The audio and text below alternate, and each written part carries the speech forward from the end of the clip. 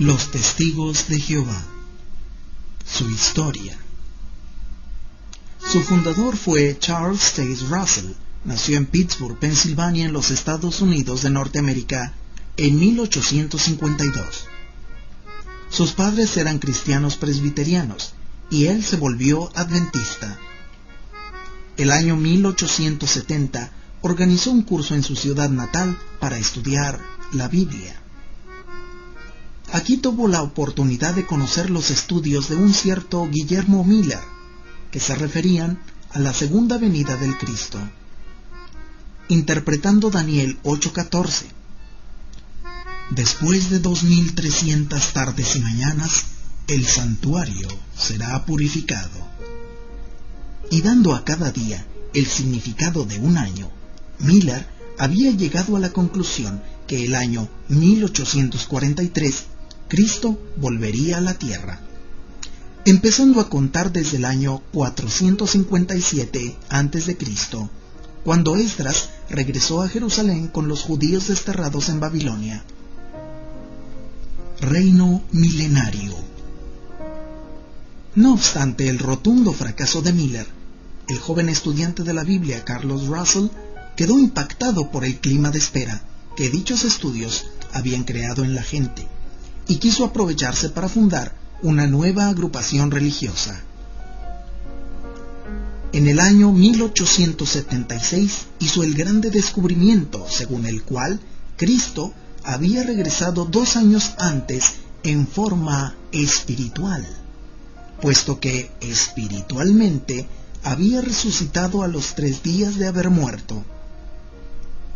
Se consideró a sí mismo como uno de los 7 mensajeros de Dios, que Dios había destinado a iluminar a los que viven en las tinieblas. Su misión consistía en preparar el reinado milenario de Cristo, que tendría lugar el año 1914 al año 2914. Por lo tanto, dedicaría todas sus energías a destruir todos los errores de las religiones existentes. Propaganda. Para lograr esto, el año 1879 fundó la revista Atalaya y Heraldo de la Presencia de Cristo. Atalaya quiere decir torre de observación, el lugar donde antiguamente se ponía el centinela para descubrir cuando algún enemigo se acercaba a la ciudad. El año 1884 fundó la Sociedad de Tratados de la Atalaya, mediante las limosnas de los adeptos y las ganancias que sacaba de las publicaciones. Logró montar una grande imprenta y empezó a comprar grandes propiedades. Escándalos. Mientras sus éxitos en campo proselitístico despertaban grande interés en la opinión pública, su conducta dejaba desorientados a muchos de sus seguidores. En 1897, la esposa de Russell, alegando crueldad e infidelidad, pidió y consiguió el divorcio. Russell apeló 5 veces, sin conseguir nada. Más tarde, tuvo que comparecer ante los tribunales bajo la acusación de vender trigo milagroso a $60 el barril. Aseguraba que iba a producir 15 veces más la cosecha del trigo normal, lo que nunca se realizó. Fue condenado a regresar el dinero. Vendió también frijoles milenarios y remedios milagrosos para curar de apendicitis, tifoidea y cáncer a sus seguidores. Rotundo fracaso. Por fin llegó el esperado año 1914, en que Cristo iba a reunir a su rebaño y dar inicio a un milenio de felicidad. Además, Jerusalén iba a ser liberada del dominio pagano y se acabarían todas las iglesias, en especial la Iglesia Católica, todos los gobiernos, los bancos y las escuelas. Pasó el año y no sucedió nada de lo anunciado. Al contrario, del año 1914 al 1917, la humanidad fue sacudida por la Primera Guerra Mundial, que sembró por todos lados muerte y sufrimiento. Frente a un fracaso tan rotundo, Russell volvió a estudiar la Biblia, llegando a la conclusión que efectivamente Cristo había regresado en 1914 en forma desapercibida. Había luchado contra Satanás y lo había arrojado a otro lugar donde seguía haciendo el mal. Los 144,000 elegidos. El año 1916 murió Russell, mientras viajaba de Los Ángeles a Brooklyn, donde había establecido el cuartel general de su movimiento religioso. Le sucedió Joseph Franklin Rutherford, que se dedicó a borrar de la mente de los testigos de Jehová el recuerdo del fundador.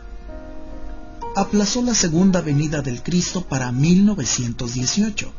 Al no suceder nada especial, dijo que había hablado del templo espiritual de los 144,000 elegidos al que Cristo había vuelto para purificarlo. En 1919 lanzó la revista quincenal La Edad de Oro, que con los años cambiaría de nombre.